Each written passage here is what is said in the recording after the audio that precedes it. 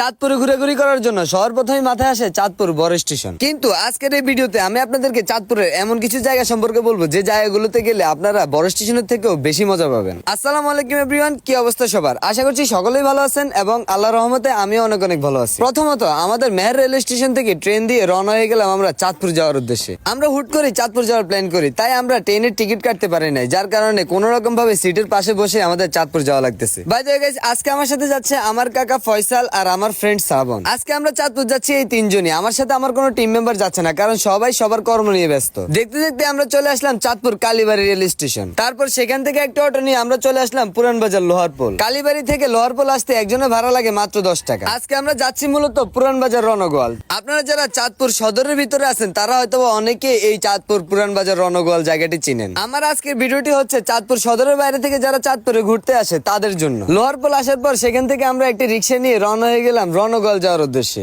লোহারপোল থেকে রণগোয়াল যেতে একজনের ভাড়া লাগে মাত্র 10 টাকা করে। দেখতে দেখতে আমরা চলে আসলাম চাঁদপুর রণগোয়াল।